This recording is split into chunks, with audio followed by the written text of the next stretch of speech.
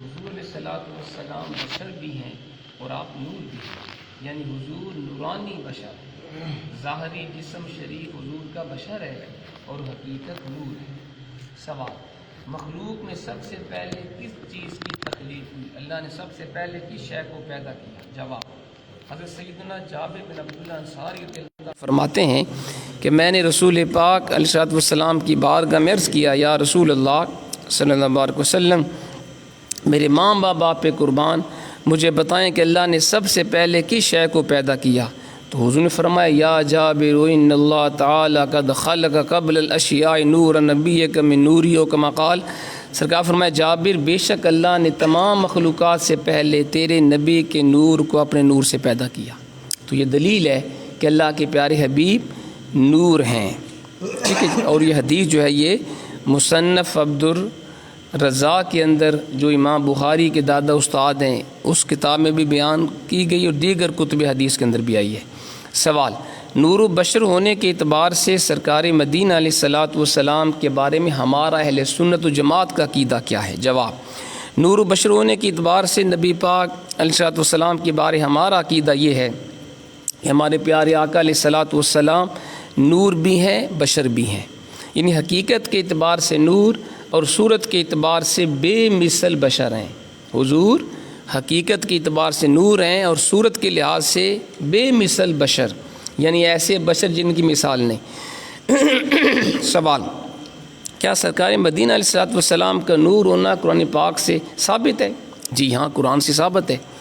یہ سورۃ مائدہ آیت نمبر 15 میں ارشاد ہوا، قد جاءکم من اللہ نور و کتاب مبین، بے شک تمہارے پاس اللہ کی طرف سے ایک نور آیا اور روشن کتاب آئی۔ تفسیر المعانی میں اس آیت کے تحت لکھا ہے، یعنی نور عظیم اور وہ نوروں کا نور نبی مختار علیہ السلام ہے۔ فتاوی رضویہ شریف میں ہے، علماء فرماتے ہیں کہ اس آیت میں نور سے مراد رسول پاک علیہ السلام کی ذات ہے، ٹھیک ہے۔ سوال: کیا سرکار مدینہ علیہ السلام نے اپنے نور ہونے کا ذکر خود بھی فرمایا؟ جواب: حضرت سیدنا امام زین العابدین حضرت امام حسین سے روایت کرتے ہیں، وہ اپنے والد گرامی مولا حضرت مولا علی شیر خدا سے روایت کرتے ہیں کہ نبی پاک علیہ السلام نے فرمایا کہ میں آدم علیہ السلام کی تخلیق سے 14,000 سال پہلے اللہ کی بارگاہ میں نور تھا، یہ خود حضور نے فرمایا۔ اور حضور علیہ السلام نے فرمایا، جب اللہ کریم حضرت آدم علیہ السلام کو پیدا فرمایا تو ان کے بیٹوں کو باہم فضیلت دی۔ آپ علیہ السلام نے ان کی ایک دوسرے پر فضیلت ملاحظہ فرمائی، حضرت آدم نے۔ پھر حضور علیہ السلام نے فرمایا، آدم علیہ السلام نے سب سے آخر میں مجھے ایک بلند نور کی صورت میں دیکھا تو بارگاہ الہی میں عرض کیا، میرے رب یہ کون ہے؟ تو اللہ کریم نے فرمایا، یہ تمہارا بیٹا احمد ہے، یہ اول بھی ہے آخر بھی ہے اور یہی سب سے پہلے شفاعت کرنے والا ہے۔ یہ ہمارے آقا کی شان ہے۔ سوال: صحابہ کرام علیہم رضوان نے نبی پاک علیہ السلام کی نورانیت کو کیسے بیان فرمایا؟ جواب: صحابہ کرام نے حضور علیہ السلام کی نورانیت کے جلووں کو دیکھا تو صحابہ نے اپنے اپنے انداز میں بیان فرمایا۔ حضرت سیدنا عبداللہ بن عباس رضی اللہ تعالیٰ عنہما نے فرمایا کہ حضور علیہ السلام کے سامنے کے مبارک دانتوں میں کشادگی تھی، جب آپ گفتگو فرماتے تو ان سے نور دکھائی دیتا تھا۔ حضور کے سامنے والے دانتوں سے نور نکلتا تھا جب آپ گفتگو فرماتے تھے۔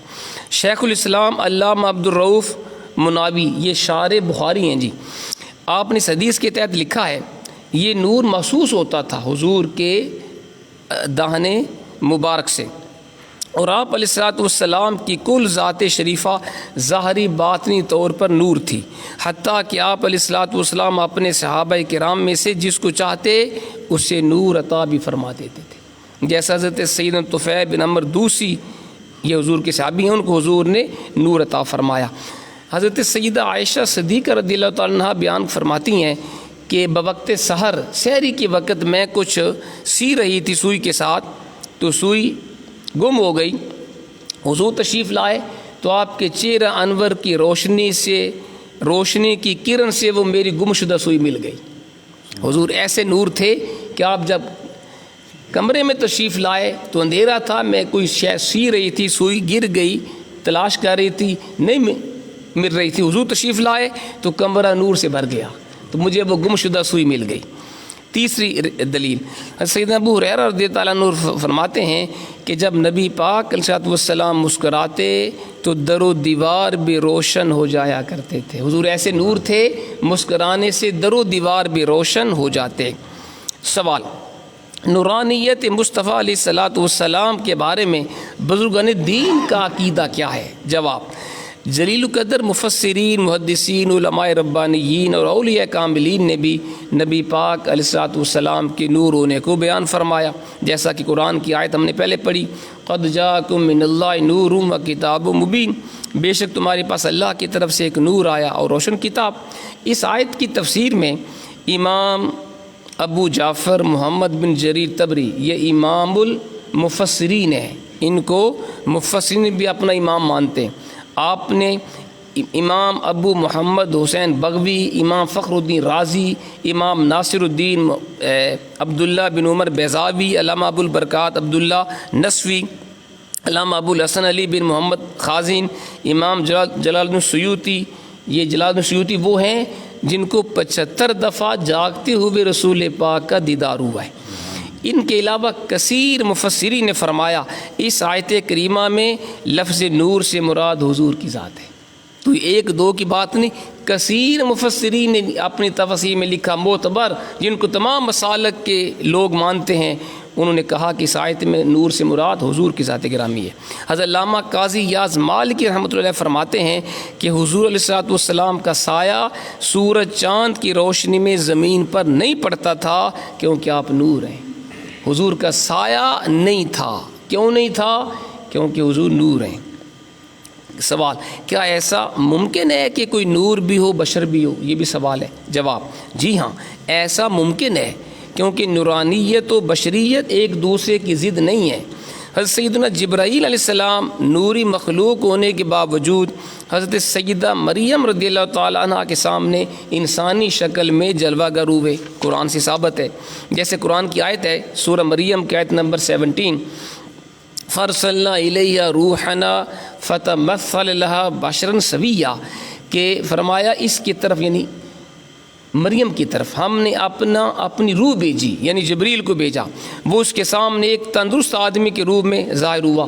اب اس کے اوپر تمام مسالک کا اتفاق ہے کہ فرشتے نوری مخلوق ہیں، تو حضرت جبریل تو فرشتوں کے بھی سردار ہیں، وہ نور ہونے کے باوجود حضرت مریم کے پاس انسانی شکل میں ظاہر ہوئے، تو پتہ چلا کہ نور ہونا یہ بشریت کی ضد نہیں، نور بشر جمع ہو سکتے ہیں۔